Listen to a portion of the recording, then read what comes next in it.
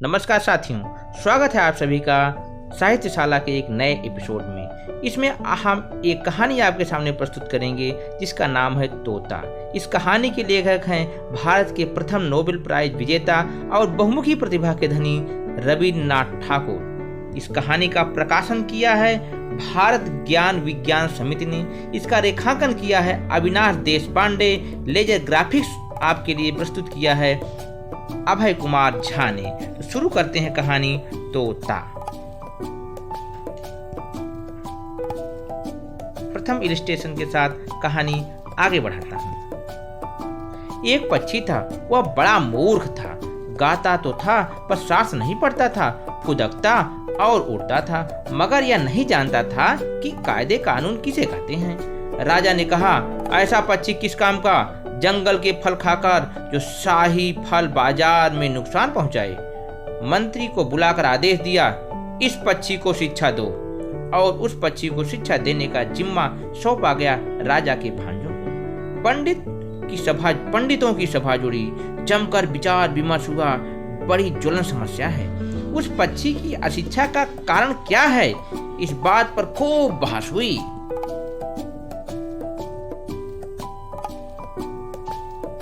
बड़े बड़े पंडितों ने चर्चा में हिस्सा लिया। सभी ने एक स्वर में कहा, यह पक्षी छोटा सा घोंसला बनाता है। वह इतना छोटा है कि उसमें विद्या जैसी भारी भरकम चीज रखने की जगह ही कहाँ है। इसलिए सबसे पहली जरूरत यह है, इस पक्षी के लिए एक शानदार पिंजरे का निर्माण किया जाए। राज पंडितों का सुझाव एकदम अनूठा था। उन्हें अपार दक्षिणा मिली और वे बेइंतहा खुश होकर अपने अपने घर लौट गए। सुनार बैठा पिंजरा बनाने। पिंजरा ऐसा अद्भुत बना कि देश विदेश के लोग उसे देखने के लिए टूट पड़े। सौंदर्य के पारखी जो थे, किसी ने कहा शिक्षा की तो हद हो गई, किसी ने कहा शिक्षा ना भी तो क्या, पिंजरा तो बन ही गया। पक्षी के भाग्य का सब चमत्कार है।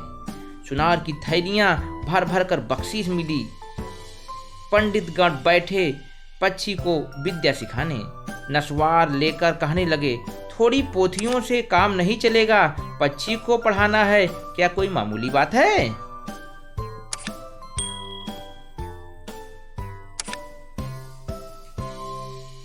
आज्ञाकारी भांजे तो बस आज्ञा का ही इंतजार कर रहे थे।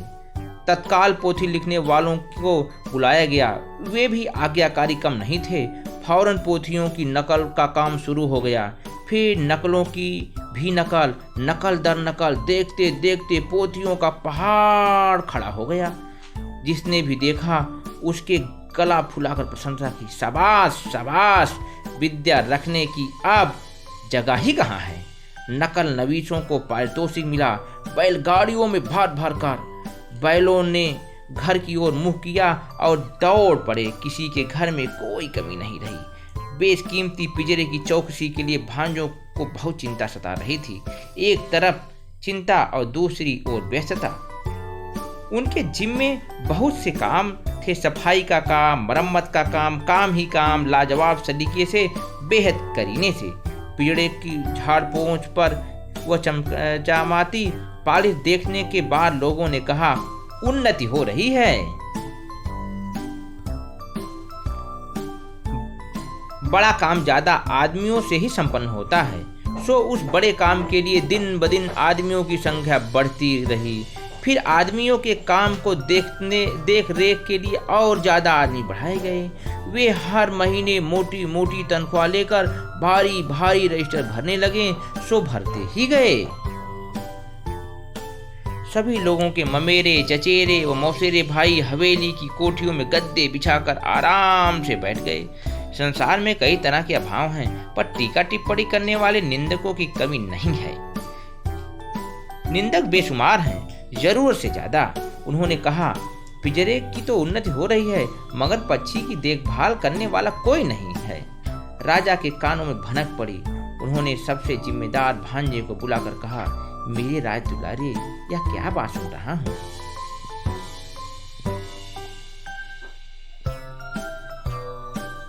भांजे ने सहज भाव से निवेदन किया, महाराज आप तो ईश्वर की तरह सब कुछ जानते हैं, फिर भी अगर आप सच्चाई का पता लगाना चाहते हैं तो बुलवाइए सुनारों को, पंडितों को, नकल नवीसों को बुलवाइए, मरम्मत करने वालों को बुलवाइए, चौकसी करने वालों को, निठल्ले निंदकों के पास। और काम ही क्या है, उन्हें खाने को नहीं मिलता इसलिए निंदा करते हैं। जवाब सुनकर राजा ने कहा, स्थिति का जायजा लिया, गहराई से समझा और अंत में भांजे के गले में सोने का बहुमूल्य हार पहना दिया। शिक्षा जितनी तेजी से चल रही थी, उसकी असलियत जानने के लिए राजा की भी इच्छा हुई कि स्वयं अपनी नजरों से छानबीन करें। देखिए, राजा के आने से पहले की तैयारी किस प्रकार चल रही है, आप इलस्ट्रेशन के माध्यम से देख सकते हैं। क्या हाल है तोते की, जिसके लिए सारे प्रयोजन किए जा रहे हैं। इसलिए एक दिन वह अपने एक विश्वस्त मंत्री, दीवान और मित्रों के साथ विद्याशाला का मुआयना करने गए। उनके दर्शन होते ही ड्योढ़ी के पास बज उठे सांग, घड़ियाल, ठाक, ढोल, ताशे, तुरही, नगाड़े, कांसे, बंसी, मृदंग, खोल और करताल। पंडितगण गड़ा फाड़ फाड़ कर, चुटिया हिला हिला कर मंत्र पाठ करने लगे। मिस्त्री, मजदूर, सुनार, नकल नवीस, पहरेदार और उन सब के बीच ममेरे, चचेरे व मौसेरे भाई बुलंद स्वर में जय जयकार करने लगे। बड़ा भांजा बोला, महाराज गौर फरमाइए, सारा ताम झाम आंखों के सामने है, कुछ भी छिप नहीं सकता। फिर आपकी आंख तो पर्वत को भी भेद कर साफ देखती है। महाराज बेहद खुश होकर लौट पड़े। ड्योढ़ी को पार करने के बाद हाथी को सवार होने ही वाले थे कि झुनमिट की ओर से दुबका निंदक बोला, हुजूर आपने पक्षी को देखा कि नहीं? राजा तो पहले तो राजा कुछ चौंके, फिर अपने आप को संभालते हुए बोले, अरे यह तो मैं भूल ही गया, पक्षी को देखने का ध्यान ही नहीं रहा। लौटकर पंडितों ने पूछा, पक्षी को तुम कैसे खिलाते हो, क्या खिलाते हो, जरा उसे देखने की इच्छा हो रही है। राजा के इच्छानुसार उन्हें सब कुछ दिखाया गया और वह सब देख वह बेइंतहा खुश हुए। परंतु पक्षी को सिखाने का तामझाम इतना बड़ा था कि पक्षी स्वयं कहीं नजर नहीं आ रहा था। राजा ने भी सोचा, अब उसे देखने की जरूरत ही क्या। राजा बुद्धिमान था, वह तुरंत ताड़ गया कि बंदोबस्त में किसी तरह की कोई कमी नहीं है। पिंजरे में न दाना था न पानी था, थी केवल विद्या की भरमार। ढेर सारी पोथियों के ढेर सारे पन्ने फाड़ फाड़ कर कलम की नोक से पक्षी के मुंह में ठूंसे जा रहे थे। गाना तो बंद ही था, चीखने चिल्लाने की भी कोई गुंजाइश नहीं थी। देखते मात्र से ही रोम रोम सिहर उठता था। इस बार राजा ने हाथी पर चढ़ते समय कन उमेठी सरदार को आदेश दिया कि उस निंदक के दोनों कानों को अच्छी तरह से खींच दे।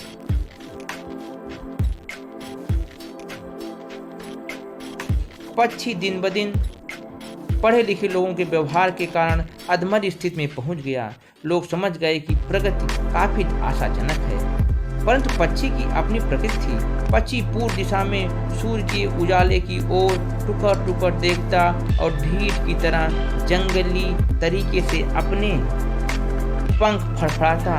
इतना ही नहीं, कभी कभार यह भी देखने में आया कि वह अपनी चोंच की नोक से अमूल्य पिंजरे की छड़ काटने की चेष्टा करता।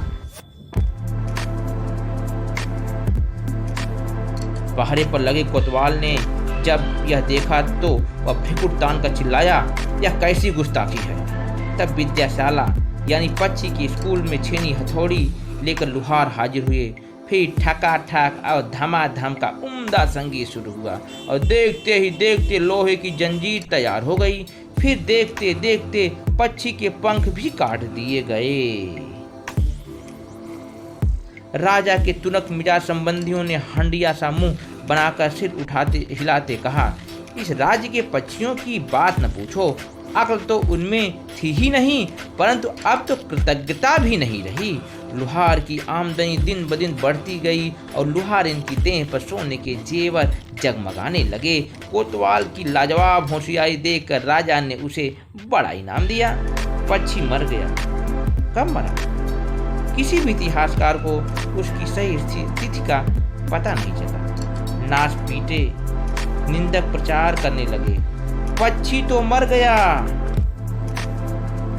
राजा ने बड़े भांजे को बुलाकर पूछा, राजा बेटे, क्या मैं क्या सुन रहा हूँ? भांजे ने हाथ जोड़कर कहा, विनती की, महाराज पक्षी की शिक्षा पूर्ण हुई। राजा ने पूछा, अब भी फुदकता है? भांजे ने खींचे निपोड़ कर कहा, अजी राम भजो, उड़ता है ना, गाता है ना।